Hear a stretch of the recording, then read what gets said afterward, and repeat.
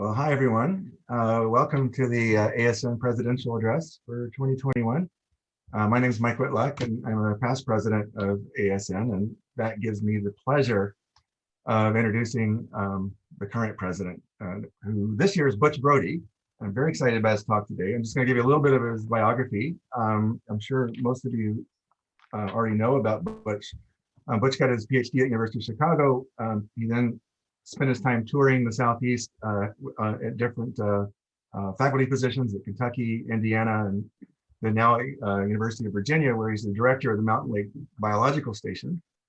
He's also the BFD professor there. Well, hi, everyone. Welcome to the ASN Presidential Address. I have to mute, sorry. Butch has had a lot of honors during his career. I don't have time to read all of them to you, but I just want to highlight three of them that had to do with the ASN.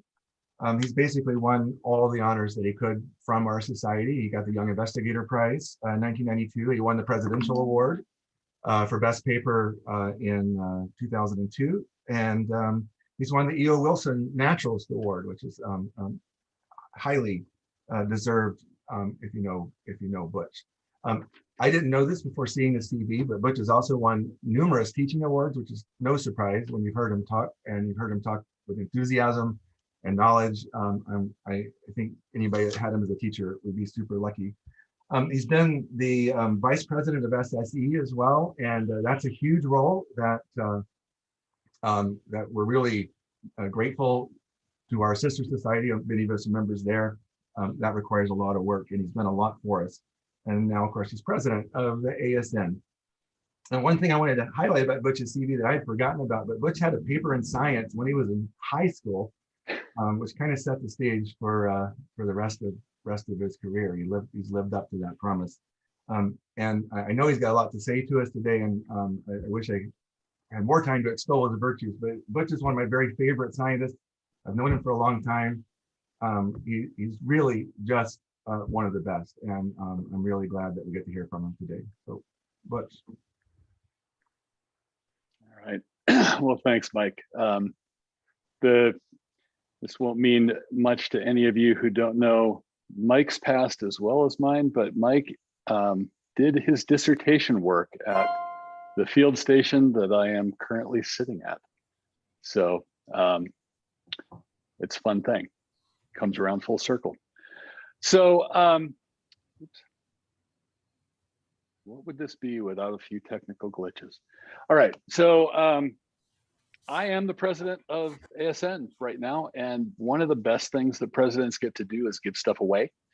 And right now, money's best, but prizes are pretty good. So I'm going to announce the 2021 ASN prizes, starting with the Sewell Wright Award. So the Sewell Wright Award is the prize that we give out to a senior investigator who's still active, who is making fundamental contributions towards the society's primary goal, which is the conceptual unification of the biological sciences. And this year's award winner is Dr. Susan Alberts from Duke University. Susan is the Robert F. Durden Professor in both the departments of biology and evolutionary anthropology. And she's a lifetime member of ASN, as well as an elected member of the U.S. National Academy of Sciences and a fellow of the American Academy of Arts and Sciences, in addition to a number of other honors. And I think what really got the award committee's attention about Susan's nomination is that she really kind of embodies the ideal of a modern naturalist. She takes decades of longitudinal data on baboons and elephants collected with the Amboseli Baboon Research Project, and combines those with molecular genetics, behavioral ecology, comparative approaches to address questions that are really at that interface of evolution, animal behavior, ecology, anthropology, in a way that really exemplifies that conceptual unification ideal.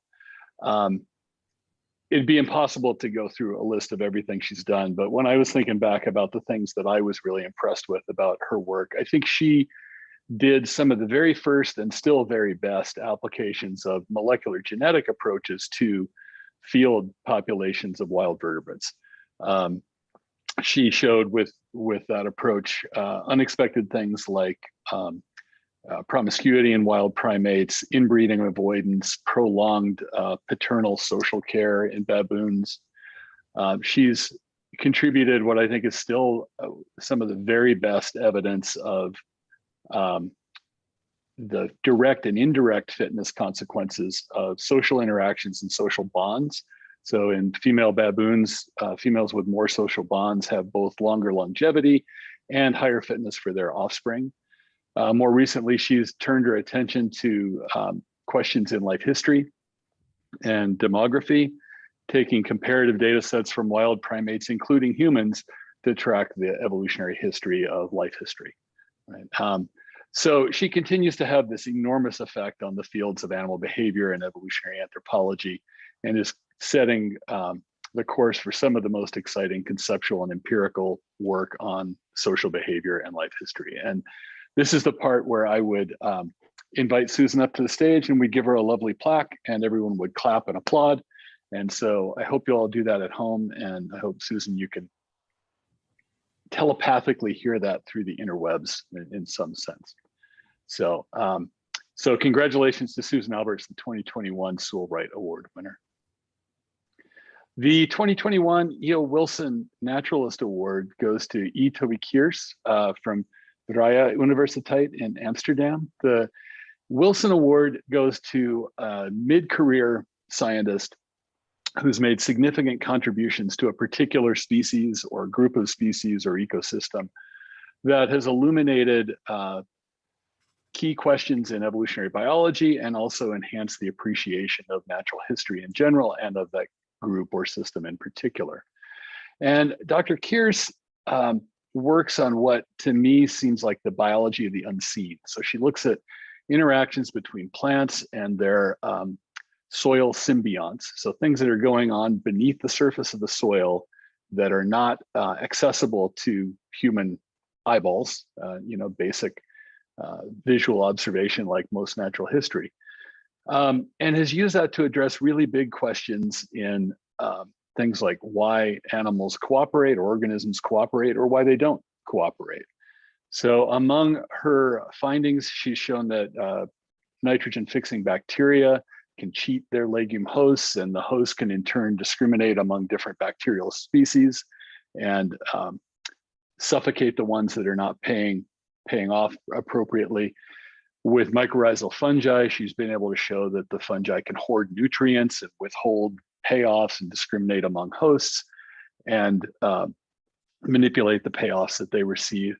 And she's been able to do all of this only through some really wild technological innovation. So if you can imagine, and for me it's hard because I don't do this kind of stuff, but if you can imagine studying something that goes on in the soil that you cannot see, you've really got to be creative in how you approach the natural history of that problem. And so with her colleagues, she's developed things like quantum dots to label nutrients and observe their flow through networks.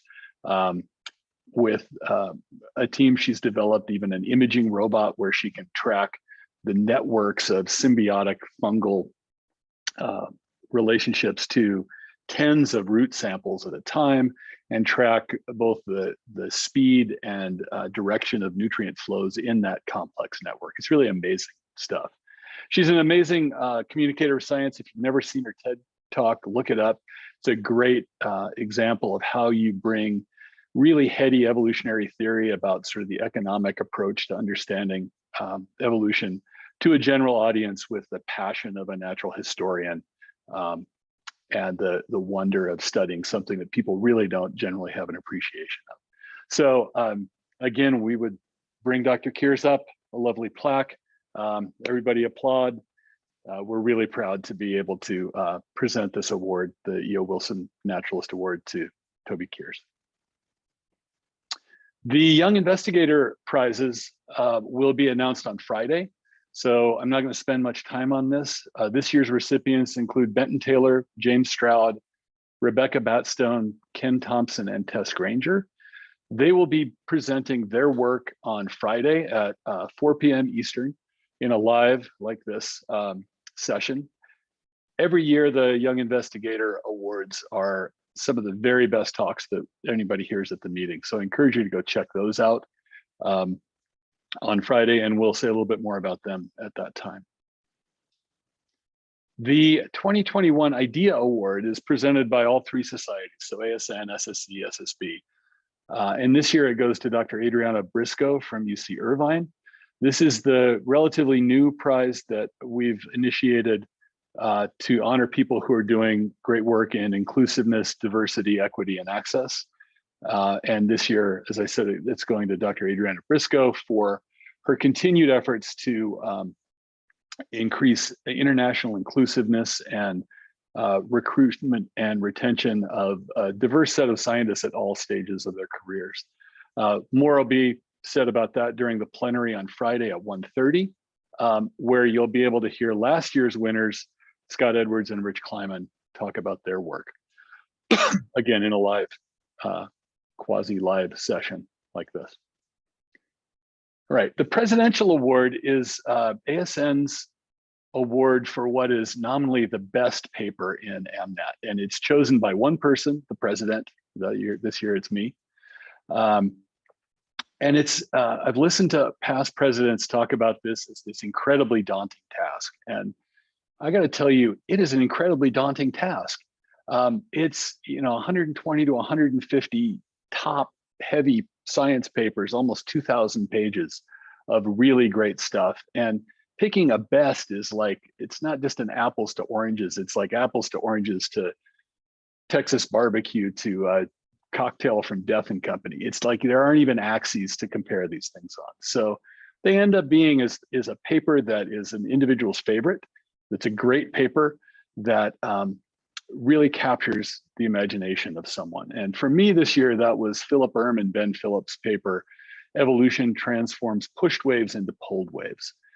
And to me, what captured my excitement about this paper was the fact that it does this really elegant job of taking some longstanding ideas about range expansion and invasion fronts, things like Ali effects and migration and density dependence, and kind of turning it around and leaving you by the end of the paper with the impression that this is really obvious and you probably should have thought of this before, but nobody had. So they did a really nice model to show how adaptation to Ali effects can change the dynamic of range expansion or invasion from one that is growing out of a high density or intermediate density center range to one that's being pulled at the range edge of low density because there may be higher fitness at the range edge. And again, it's really elegant. It has ramifications for conservation, management, population genetics, demography, you name it. Really nice overall paper. One of the things that I really liked about this is when I contacted them to tell them about the award, one of the authors wrote back that this was a very scientifically joyful paper to put together. A whole lot of thinking, wondering, talking, having ideas and testing them. The reason we all love science in the first place. So if I didn't love the paper before that, I really love it now. You should check it out. It's definitely worth a read. The last award is the student paper prize from that's decided upon by the editorial board of the American Naturalist. And this year that was chosen from almost 50 senior authored, student senior authored papers. So over a third, almost a half of the papers published in AmNat are senior authored by a student, which in and of itself is really gratifying. The award this year goes to Matthew Jones for his paper, Origin and Spread of Locally Adaptive Seasonal Camouflage in Snowshoe Hares, with co-authors Scott Mills, Jeff Jensen, and Jeff Good. And the editorial board fixed on this one because it's this beautiful application of population genomics to demonstrate a role for past hybridization and integration in contributing to adaptation. So Jones and his authors combine some careful natural history and evolutionary history that show the spread of snowshoe hares into areas that do not have overwinter snow cover. So the white change to a white pelage is not adaptive. Past integration with jackrabbits has moved a different coat color gene that changes the plasticity in, and they were able to show how genomic adaptation is actually promoted by this past introgression and allowed for some of that range expansion in a changing climate. It's a really nice paper at spanning many levels of inquiry and exploration. And we were all really excited about this paper. So again, if you only read 2 papers, you should read many more out of AmNat, but those are 2 of the very best. And they were really hard to pick, so many others. All right. So that's the end of the awards.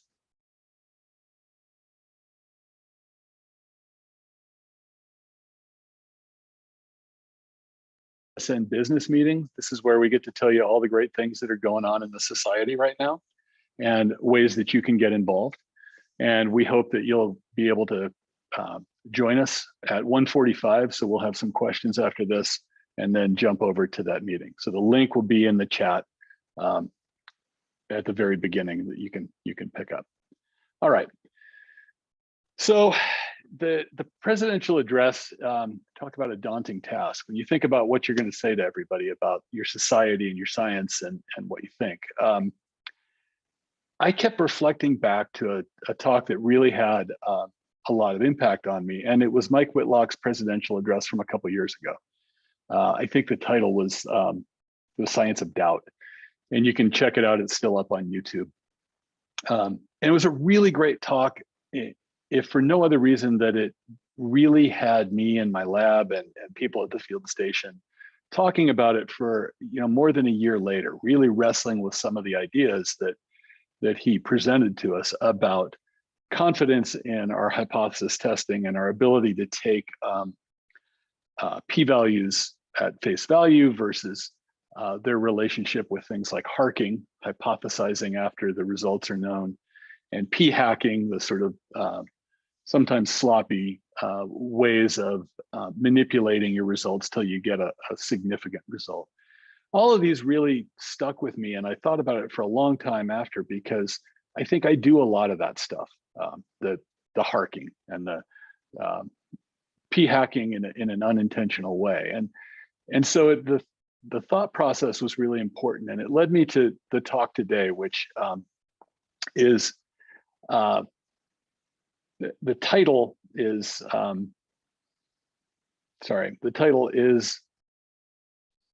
In Defense of Pre-Hypothesis Science. It could equally have been why we should do more exploratory science, or the value of intellectual wandering, or as my advisor used to say, if we knew what we were doing, it wouldn't be called research. I think that there's a place that is at risk of being undervalued for that pre-hypothesis science.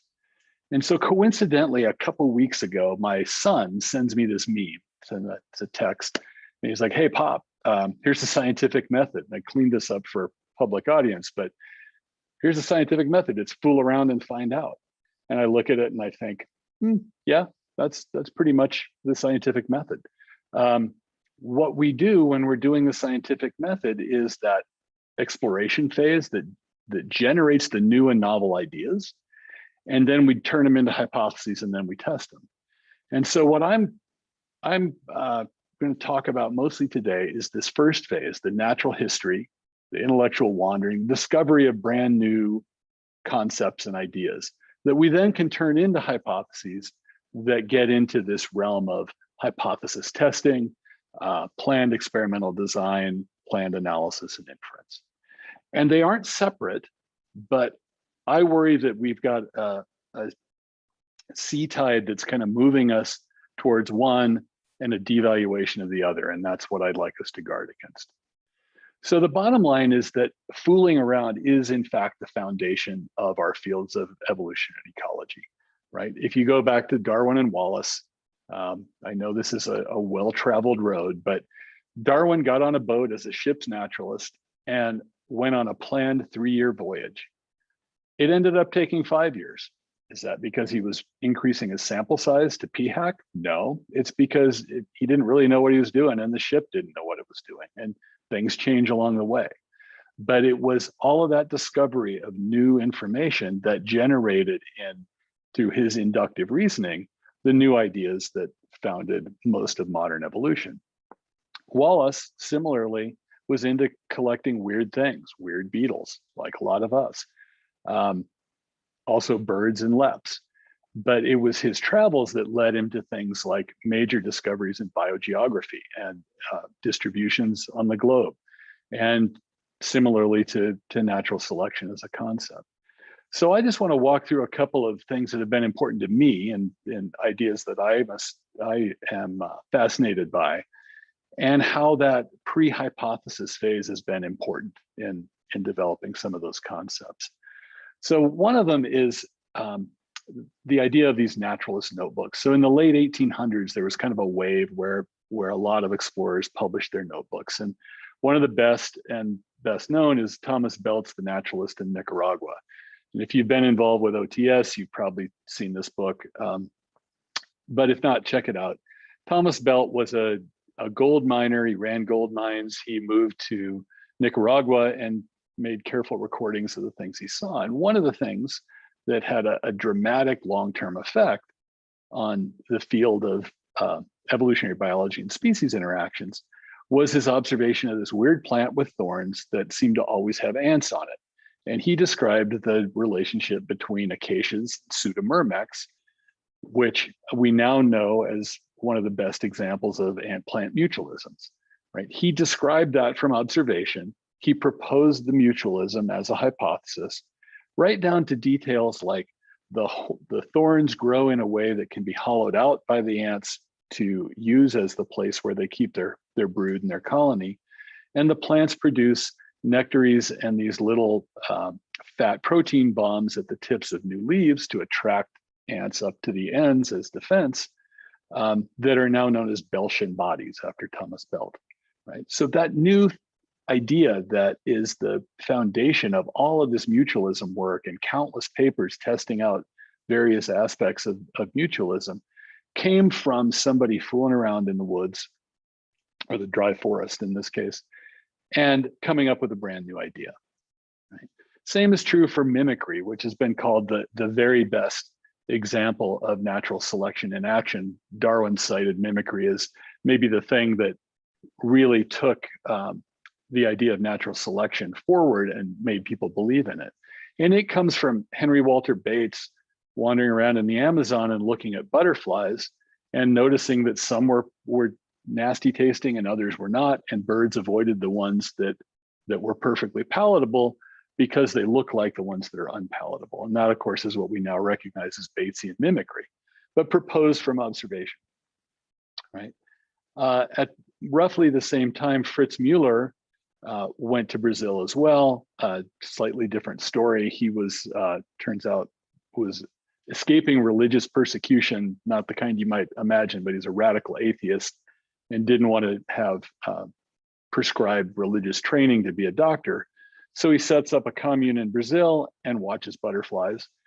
And from Bates's writings and correspondence with Darwin, comes up with this idea that was kind of an answer to a puzzle that Bates had. There are butterflies, all of which are distasteful, that look similar. And he proposed that they're essentially co-mimicking what we now know as Muellerian mimicry. One of the cool things about these notes from the past, in this weird little note from Mueller in 1879, he presents what's probably the very first mathematical evolutionary model of what we now think of as frequency-dependent selection or number-dependent selection. So all of that from observation, not a test of a pre-existing a priori hypothesis. One of my very favorite papers of all time, your favorite papers are your favorite papers. This one to me was formative for me in a couple of different ways, but it's a simple one. Coral snake mimicry, does it occur? This is by Green and McDermott in 1981. Coral snake mimicry was proposed in the 1860 to 1870s by Cope and also by Alfred Russel Wallace. The idea, if you're not familiar with it, is that there are these venomous elapid snakes that kill predators, and there are many other snakes that have similar bright ringed patterns that look like coral snakes. For decades, people have debated whether this could really happen. How do predators learn to avoid something that kills them? The snakes are nocturnal, so color doesn't matter. The predators are don't have color vision, so color isn't the signal that matters. Lots and lots of criticism. I don't have time to get into all of it. Green and McDermott tackle this hypothesis. So the paper's not a pre-hypothesis paper. What's so cool to me about this is they have a notes section in Science that's as long as the paper, 83 notes and footnotes, references and footnotes. And they're little clips from anecdotal accounts out of museum records or purse comms about, you know, this shrike caught a snake and the snake survived. This cat attacked a snake and died in the process. Over here, we've got this weird distribution of bandwidths in this mimic that matches this model. It's the assembly of these anecdotal accounts that were recorded without an eye to this specific hypothesis that make it such a powerful aggregation of pre-hypothesis observations. And by having that available to them, they were able to pretty much put this controversy to rest. Right? The last historical example is Joseph Grinnell. So if you have any association with UC Berkeley and the MVZ, the Museum of Vertebrate Zoology, you've heard the name. If not, he was the founding director of the MVZ, a collector, a field biologist, and among other things, he developed and first published the idea of an ecological niche based on his observations of mostly vertebrates in Western North America. But what he really did that resonates with me is he had some prescience about the value of these early samples. So he wrote, and this is on a website at the MVZ Grinnell Resurvey Project, that the value of the museum will not be realized for as much as a century, and it's the student of the future who will have access to the original record of faunal conditions that will benefit from it. So original is original for him, but at least a century before. And sure enough, a century later, folks at the MVZ, including Craig Moritz and Steve Bessinger, start this resurvey project to go to these places where Grinnell had done this careful, non-hypothesis driven sampling and record keeping to ask, what are the changes over time? And to this date, I think there's some of the best empirical data about the effect of changing climate on distributions and communities. And I don't have time to go through most of the details. There's a great link to the many great publications at this MVZ site. But they've been able to show things like community change, loss of species richness and occupancy in bird communities, but not in small mammals. There are different effects on range extensions or contractions depending on elevation, but they depend on the species. They're not as uniform as we might naively expect. All of it because somebody was out there poking around, fooling around, collecting data without necessarily an eye to a specific hypothesis test. Right? So we do a lot of this in my lab, my group. One of the projects that we work on is this interaction between newts and snakes. Newts are deadly poisonous. They have a neurotoxin. Garter snakes have evolved resistance. And over the years, we've looked at distributions of phenotypes in both parties. And you see this thing that we've referred to as the geographic mosaic, where toxicity is really high in some places. And generally where toxicity is high, resistance is high, and vice versa.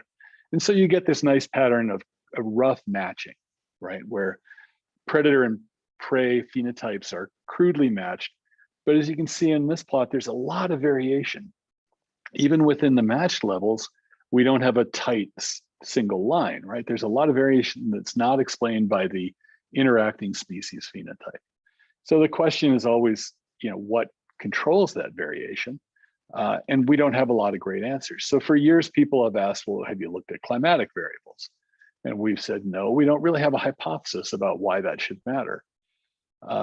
And so recently we've started digging back into old data, and this is work that's literally a couple of weeks old, led by Anthony Gilbert, who's a postdoc in the lab, where he's taken some of this old historical distribution data, layered it on with climatic variables, and asked in a model that also includes the other species phenotypes, how much of that residual variation is explained by climatic variables. And sure enough, for both species, we see pretty strong relationships with effect sizes almost as big as the interacting species phenotype effect size for multivariate environment axes. So in newts, over here on the left, you find more toxicity than you would expect in places that are aseasonal and very wet. And for snakes, you find more resistance than you would expect in hotter, drier places, right? We don't really know why. This is not testing an a priori hypothesis, but it's led us to asking questions about whether more favorable climatic conditions for one species or the other are able to essentially give them a bit of a leg up in that arms race. And so that's a thing that we're beginning to explore because we have this background data and could go back and query what's going on. The other example from our work is the forked fungus beetles. This is the beetle that Mike Whitlock worked on years ago here at Mountain Lake. And I work on it now for a little more than a decade with Vince Formica, who's at Swarthmore. And every year, Vince brings this great group of undergraduates to work on the beetle crew, where we collect direct behavioral observations and mark individuals and collect longitudinal population data on this hierarchically structured set of beetles that live on fungus, on dead logs, and forest patches. So there are many levels of this. And in general, what we've been looking at in recent years is the evolution of social networks and social interactions. And we've been able to uncover patterns like selection on morphology is much more consistent than selection on behavioral traits. So every population favors larger males with large horns, but social interactions have variable fitness outcomes depending on the log. But what I want to really point to today is that by doing all that for many years, we have a data set that's available for people to ask their own questions.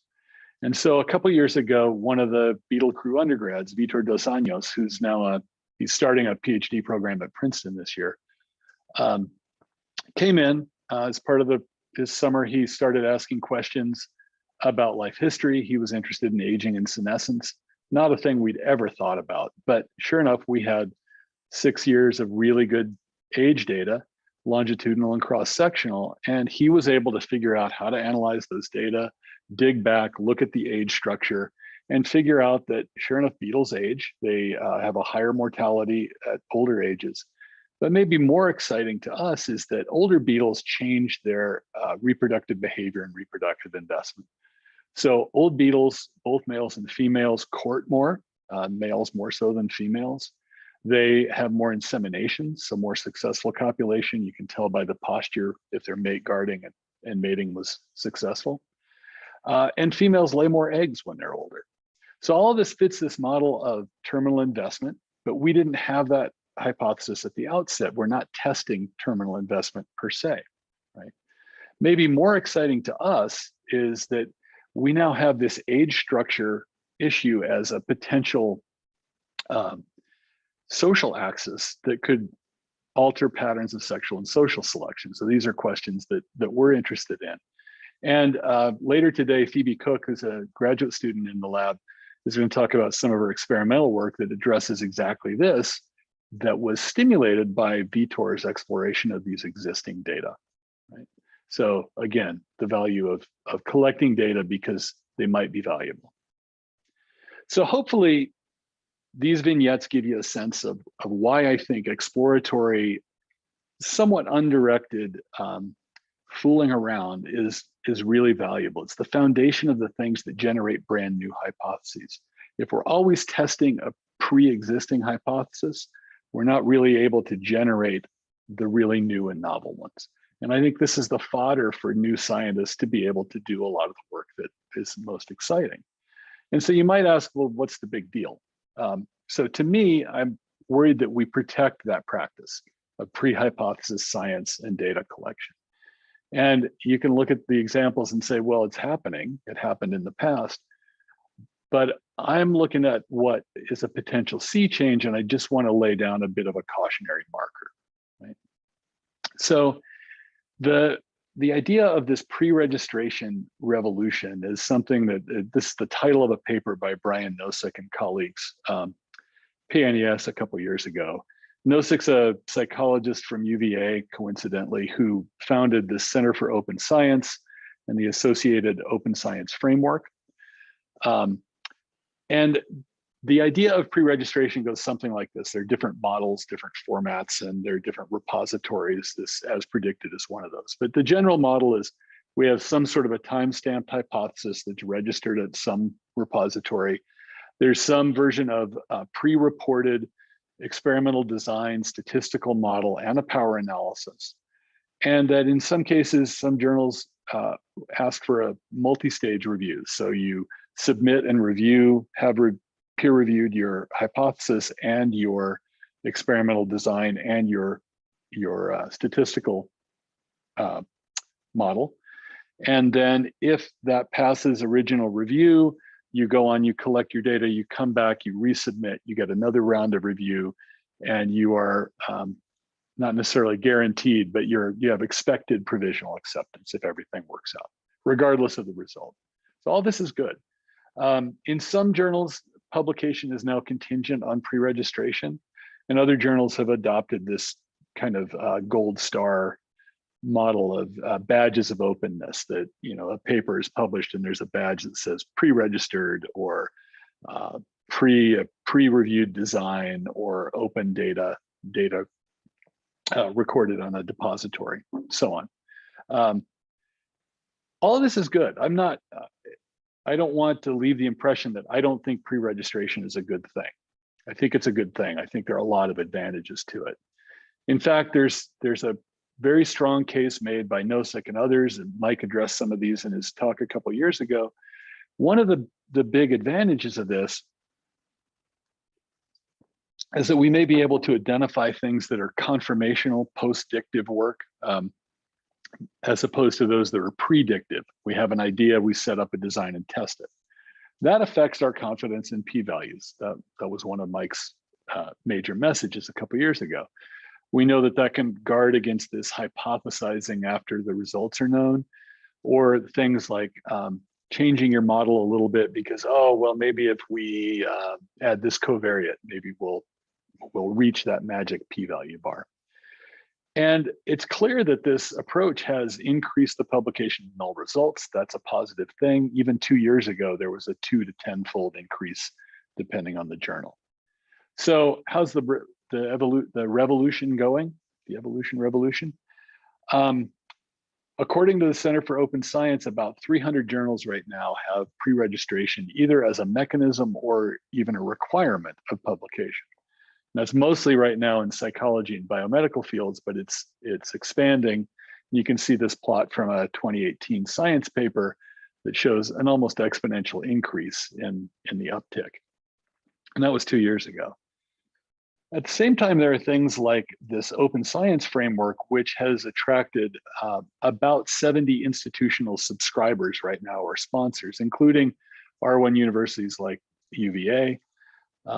And we all know what happens when institutions get behind a thing with money. It becomes a bit more of a prescribed path. There's an expectation that faculty and employees of universities fall in line with the things that they're supporting, right? And so, again, I think this is a good thing.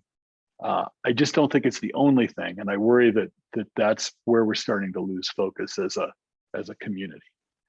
So where does this leave exploratory science? I think, to me, I'm worried about the limitation of outlets for exploratory work, the risks that there will be perceived tiers of research. One of the quotes that I believe this is from the COS website is that it improves the quality and integrity of research. And finally, that it continues a bias in who gets to do this work. And I'll deal with each of these, right? So where do you go with natural history? Well, natural history is really only a subset of exploratory work, right? When we think of natural history, we're usually thinking about wandering around in the woods and looking at plants or animals or organisms and describing things about them and learning from them. But exploratory science includes things like, I believe that there's natural history in genomics. I think that's been much of genomics to date was really discovering patterns and trying to understand them. a lot of developmental biology, a lot of neurobiology. When you look through a confocal and you look at glial cells moving through a tissue field, that's really natural history in a lot of ways. So having these outlets for natural history is great, but it doesn't encompass everything. Good news is that there are increasing venues for this. AmNet has natural history miscellany, but to be honest, we only publish about 10 or 12 of those a year. So there's really, really strong competition for those slots. Ecology and Evolution started a new column last year. Nature Notes, Ecology has a new column, Scientific Naturalist. There are venues for this work, and that is great. But I think there's other stuff that doesn't fit in that note category that is really important that we get out there. And if we don't have places for outlets, then people aren't going to do that work. I'm concerned about this two-tier model. So when you hear that it improves the quality and integrity of research, to me, that's just false, right? Is it better science if you didn't test a hypothesis? I don't think so. I think it's different science. Pre-hypothesis, pre-registration of a hypothesis clearly makes us more confident in a p-value, makes for a more rigorous hypothesis test. But it doesn't make it better science in the sense that generating the new hypothesis with exploratory work, I think, is a really critical piece of our process, right? Where this really gets potentially risky is when we start as scientists adding that language to things, we shouldn't be surprised when that comes back to bite us, both in the review process and the editorial process, but maybe more insidiously in the evaluation process. So for example, when someone goes up for promotion or tenure, you're evaluated by people outside of science, people from the English department, people from the music department. I think it's naive to imagine that if they're fed this line about one kind of science is better than another, that they have the nuance to look at what people doing that exploratory work are doing to provide to our field. Right? Finally, who gets to do the exploratory science? And this one really struck me, right? So if you look at the vignettes that I hit on and told, you would come to one inductive conclusion, and that is, in order to do exploratory science, you have to be an old white dude with a beard. And you could look at Henry Walter Bates here, and he's got mutton chops, but they're pretty beardy chops, so I think he counts. And so this is a joke, but it's so much not a joke either, right? I think the reality that is underscored here is that when I dug in to try and find great examples of historical natural historians that really changed fields, there aren't that many examples of scientists of color or scientists who identify as women, right? I could have highlighted Benjamin Banneker, who is probably best known for his letters to Thomas Jefferson on slavery and racism, but was also an agriculturalist who wrote almanacs and was probably the first person to recognize the periodicity of the brood 10 cicadas, and actually proposed at one point that predator cessation might have something to do with this. But that's lost. Like, that was never allowed to make it into the literature, or did not make it into the literature, let's say. I could have highlighted Barbara Mcclintock, who was essentially a natural historian of chromosomes. Her biography talks about a feeling for the organism, and she got to mobile genetic elements, one of the more important genetic discoveries of our time, by watching chromosomes and by looking at things with a sense, but not a pre-existing hypothesis. But these are rare examples, right? Almost all of the examples are old white guys with beards. And that led me to thinking about what makes it possible to do this work. Well, it's who can afford it. Who can afford it financially, who can afford it professionally and reputationally, and who can afford it culturally, right? And I think I look in the mirror and I am all of these things. In graduate school, I had a financial safety net. I had a family who understood science. They were willing to support what I was doing. Professionally, I'd had a little bit of success, so people probably took me a little bit more seriously when I did something that wasn't a clear hypothesis test and experiment. I could hypothesize with a little more credibility. And culturally, I could go pretty much anywhere I wanted. Grad school, I drove around in a pickup all over North America. did field work, I never had to think once about, was I safe, right? I'm a big white male. I could pretty much go anywhere. That's not true for all of our colleagues, right? And all of those things mean that, especially for science that is not in this mold of rigorous hypothesis testing that's going to click everybody's boxes, there's more limitation to who can do the really creative stuff than some of the other. So who pays the price? I think folks early in their career who have to really think hard about, can I get this done and get it out in time to feed my tenure portfolio? Do I have time to do the high risk stuff that's exploratory? If you listened to Leslie Rissler's talk a couple of days ago, and if you didn't, you should. It should be clear that scientists who identify as women are going to have a harder time doing some of this exploratory work that's not a clear hypothesis test. And those who are coming from less of a financial safety net and members of marginalized groups, of course, have all of these same challenges, right? So if we devalue the exploratory science, these are the people that we're hurting the most. I'm going to be okay, right? That's the bottom line. Oh, I just want to plug a book that I really liked that is relevant here. I read this year, Drew Lanham's The Home Place, Memoirs of a Colored Man's Love Affair with Nature. Lanham is an environmental scientist and writer, I think, at Clemson. And this is kind of a personal account of his interaction with place as a budding birder and natural historian. And it really, in an elegant way, makes you think about your interaction as an individual with a place and how that's different than somebody else's interaction based on their own experiences and background. I recommend it really highly. So to wrap it up, how do we move forward, right? I think that the obvious and maybe simple, pragmatic thing is that we need to make sure that we do things to protect and provide opportunities to not only do, but share inductive or exploratory science. We should offer pre-registration. Again, I don't think that's a bad thing. I just want to make sure we don't make it compulsory. We should retain and increase outlets that celebrate and value that pre-hypothesis science.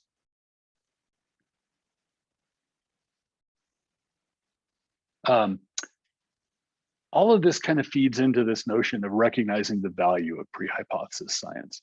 And we as a community can do a lot here, especially as reviewers of papers and grants, when we're on a grant panel, when we're an editor or a paper reviewer. If we say, as many of the people who really push for pre-registration say, well, it's not a problem because we can identify explicitly that this was not pre-hypothesis science, this was exploratory and confirmational. That's great, as long as reviewers, we take the perspective that that is good and that honesty and explicitness is good. Because if we don't, we put the pressure on the authors to say, this is a hypothesis test because that's what's going to get it in, right? And as people are trying to get themselves established, they're going to do what they have to do. And so unless we actually change the gatekeeping role that we play for papers and grants, I don't think that it's not an honest perspective on what we can expect out of authors. In grant panels, I think a lot of us have had this experience that hypothesis can be used as a bit of a cudgel. If a hypothesis is not clear, if it's not well, if the design is not well aimed at a hypothesis, that's fair, that's a good criticism. But if you don't like a grant and you just sort of pick on the clarity of a hypothesis or the distinction between a hypothesis and a prediction or a hypothesis and a question, is that really making the science better? I think a lot of us have been in those grant panels where that criticism's leveled on the one hand, and at the same time, out of the other side of the mouth is, if we only had a little more natural history data, we would know if this was a good system to do this experiment in. So you can't have both, right? When we get to evaluation and promotion, tenure, and so on, we've got to be careful not to have the value of pre-hypothesis science appear to be less than post-hypothesis science. And when we talk about it, let's be careful about the value statements we make, because those tenure committees and the congressional committees who think that they can figure out what's good science and bad and what to fund, all of that's going to feed into that path. And finally, as societies, I think we have a major responsibility to make sure that we can ensure everybody does this kind of science, because this is the new stuff. This is the big breakthroughs come from the pre-hypothesis science.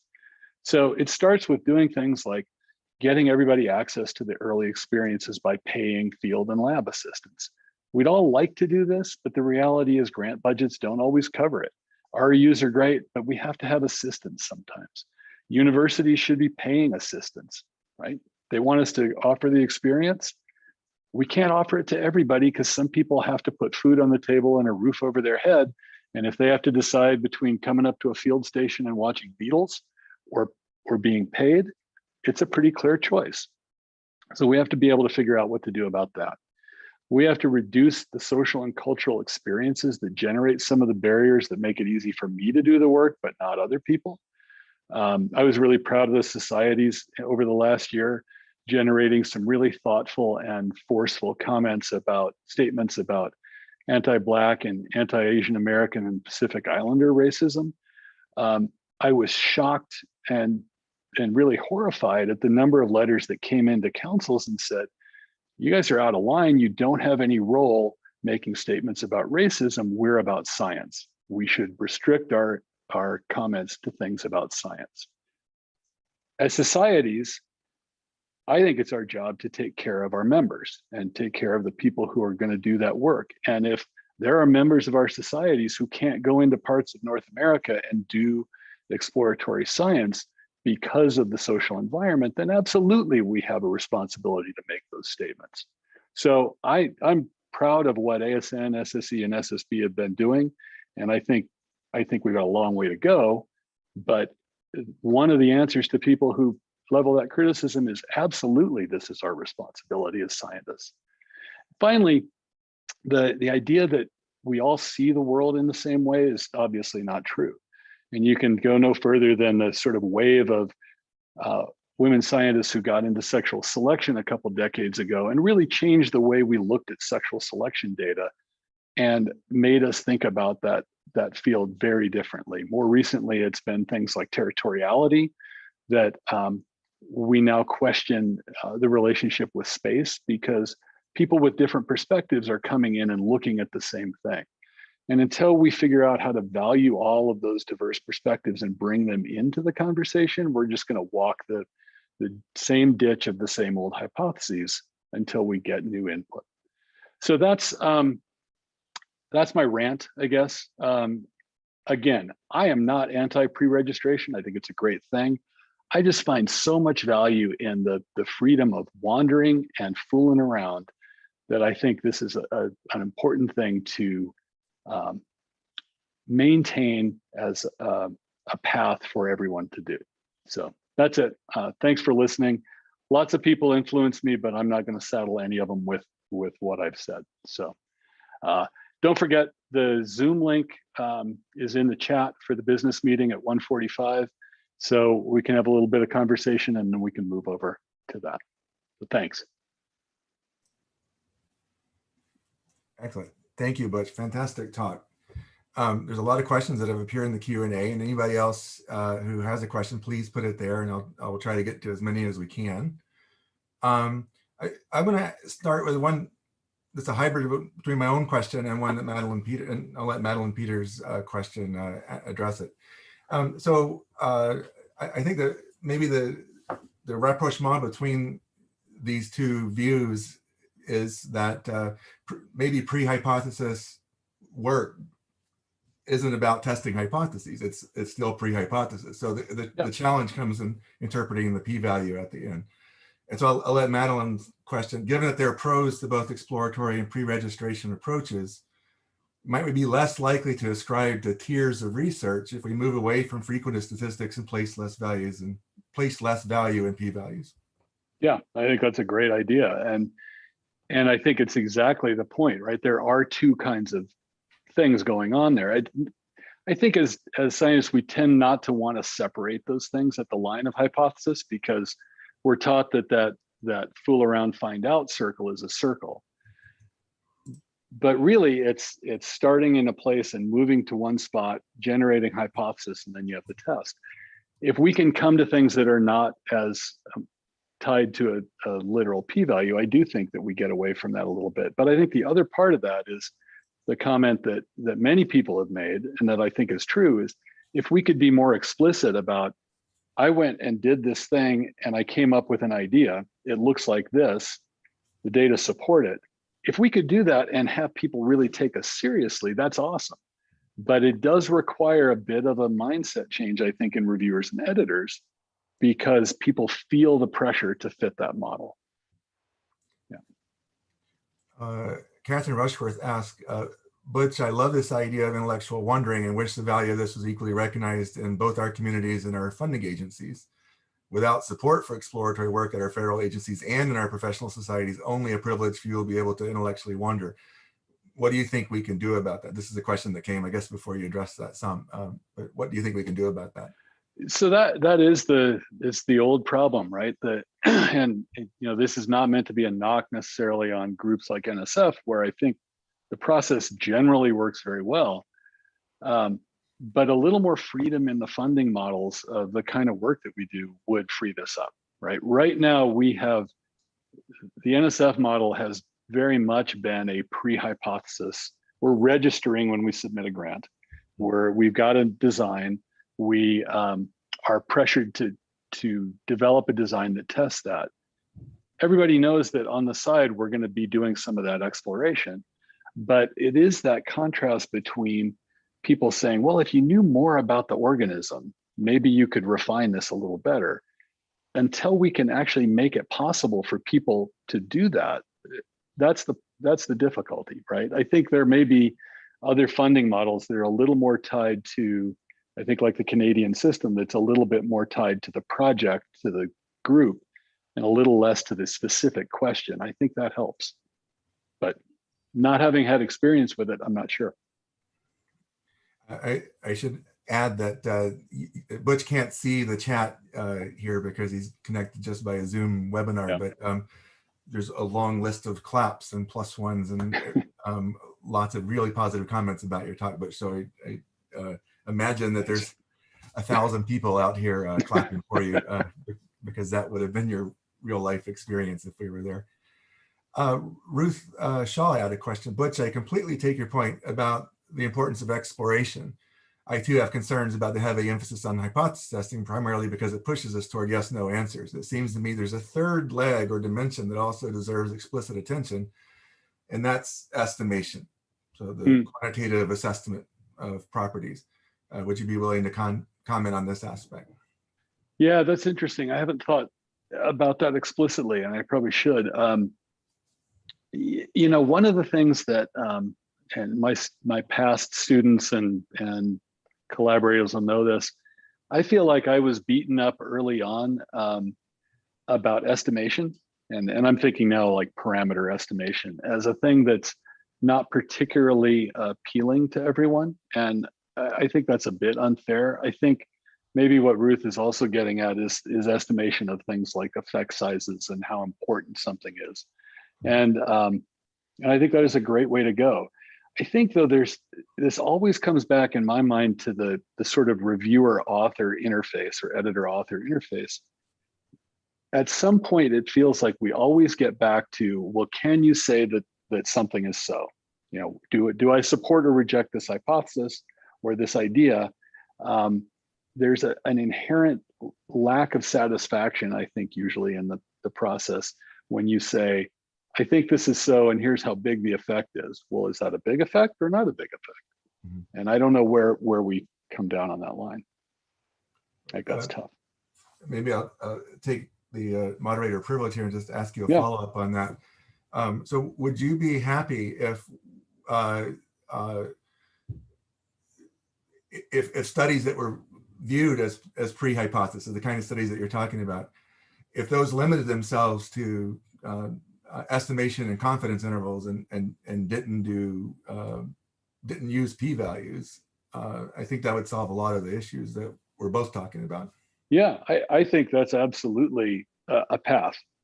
Again, I think it has to be a thing that the community agrees is okay, because if the community doesn't see confidence intervals and estimation as an end product, then it means that only people who can afford to do that work and have what may be viewed as a bit of a lesser output can get that through.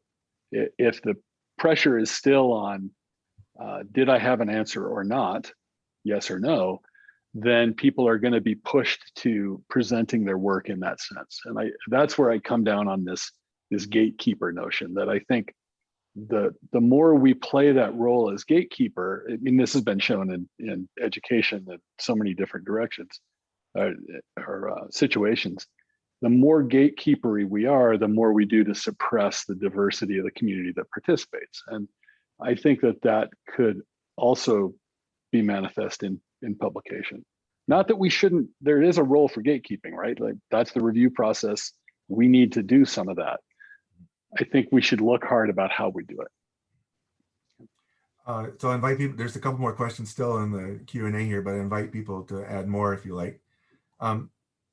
One that Alicia Mastradayanis asked is somewhat of a personal question. When and how did you realize the bias of who can do exploratory science? Is there anything we can do to repeat that so that others can see it too? To repeat the recognition of the bias. You know, I think it really struck home with me when I was preparing the talk. You know, when I was forced to sort of, or when I went through the walk of going back and thinking about who are the people that influenced me, what were the sort of breakthroughs that I found to be really important in that context, and recognized, oh, I should be thinking about people who don't fit this mold, and that it was hard to find them. That's when it really struck home to me. So embarrassingly, really recently, and that's how it came about. You know, doing that exploration. It's also true when I teach, when I do, you know, looking for diverse examples or examples of diverse scientists who've contributed. It shouldn't be such a hard job to find those folks, and it is, right? And I guess quite often there's many people have done a lot of amazing natural history, but have just not been recognized for it. Yeah. Way the publication process. Yeah, I wandered onto Banneker completely accidentally and discovered that he was a great natural historian, but he's not in that fold. Nobody brought his work in that area. Yeah. And then Sam Shiners asked, I would not like if pre-hypothesis was conflated with theory-free. To what extent is wandering around truly random, and how much has a general framework that is guiding that wandering? Yeah, I think that there's both, to be honest. I think there's a lot of stuff that comes up that, you know, like I didn't know Grinnell. I don't know what he was really thinking. But if you read back the early papers, the earliest one I found where he started talking about ecological niche was like in the teens sometime. And it seemed to be that he was picking up the idea that the same species were in the same habitats over and over again. I'm not sure that it was motivated by theory at the outset. I think that the theory came from the observation, and a lot of us have that experience. You know, in my world, my personal world, much of the stuff that I came to be thinking about in the context of coevolution literally started because I found snakes that ate poisonous newts, and they shouldn't be eating poisonous newts, and that led me to thinking about things that other people had written about. So yeah, I think you can do pre-hypothesis that's theory motivated. I think a lot of the stuff that we do with our forked fungus beetle system is like that. We're directed by thinking about a set of ideas that's theory motivated, but without a pre-existing hypothesis. There's other stuff that just comes out of the blue when you see it and you think, why is that? So I think that's the more novel aspect of it. Right. Great. And now one last one from Aileen McPherson. I like your example of Grinnell's resampling as a valuable data collection from pre-hypothesis sampling. I'm trying to wrap my head around, though, why such a data set could not be collected in a hypothesis-oriented way? Why can't we explore while we test? I think it can. I think maybe two bits of that. I think that those things can be collected in a hypothesis testing framework, but not always. And I think the Beetles stuff that we've been doing is a good example of this. We are collecting data in a hypothesis testing framework, but the data, other ancillary data, what Ray Huey's called legacy data, or also get collected along the side, and people can go back to those data that were collected sort of as bycatch, if you will. The other part, though, is that for the data to be available to everyone else, they have to somehow see the light of day. So if they sit in my notebook somewhere, they aren't there for anybody. If they're in my database on our computers that's accessible to the Beetle crew, that's not accessible to everybody. And so having the outlets for some of that work to get out there, their public data repositories are great, but that tends to be for the things that are published, right? We don't, my databases are not out there in public yet. One of the snake database is aimed that way, where anybody could go and dig into it, but it's not there yet. And so one of the things that I see as part of this problem is, how do we ensure that everybody gets some credit when they do that? When they collect the data, they put it in a museum or they put it on a server somewhere, that there's credit for that process. Yeah. Gina Balcom asks, what can we do as societies to support the safety of Black, brown, and/or women scientists in the field? Change the world. Yeah, no, I actually thought about this, and it really literally came from seeing some of the comments from parts of the community that said, what are you doing? This doesn't have a role. And I realized that not everybody saw that that some parts of our community don't get to do the same things, right? I knew that in grad school. I knew it from my female grad student colleagues that they could not go solo traipsing around in a pickup truck with the same level of safety. How do we enforce that? The problem is it's way outside of our society. So I'm open to suggestions. I think those are some of the things that the societies are working on right now. And I think those are really important things for everybody to get involved in, because it's going to take everybody's input to learn what the answers are. I can't tell you, because I don't have the experience, what the specific problems might be. I can only guess. So if we can rely on some of the people who have those experiences to help the rest of us get it, then maybe we can do a little bit more. That would be the first step I would do. I'll ask one last question here from Abdel Halloway. Is the creative process underrated in science, with some scientists viewing themselves as opposite to artists? And does this contribute to the anti-pre-hypothesis bias? Yeah, that's a whole, that's a conversation for cocktails for sure. So one of the things that we started at Mountain Lake Biological Station a couple of years back was an art lab experience. And one of the coolest aspects of that is the interface between artists and scientists. And a lot of places have done this. We're not particularly unique about it, but I'm always struck by how much similarity there is in most of the scientists, at least here, that we really approach the world in a creative fashion. But one of the artists one time told me that the difference is artists are learning how to ask questions of the world, and scientists think that they're trying to answer questions about the world. Mm-hmm. And I don't know that that's true, but I thought that was an interesting place to start thinking about that conversation. Yeah. Well, but you'll definitely want to try to get a copy of the chat that you haven't been able to see, because there's a lot of great insight there into what you're saying, and a lot of appreciation for your talk. And I'll just say personally, thank you for this. It was wonderful. And maybe a reminder, everyone, the link for the ASN meeting is in the chat. Yeah. Please join us, hear about the society, tell us what we can do to help more people in a better way. And we'll be there in like 5 minutes. All right. Thanks, everybody. Have a good rest of the meeting.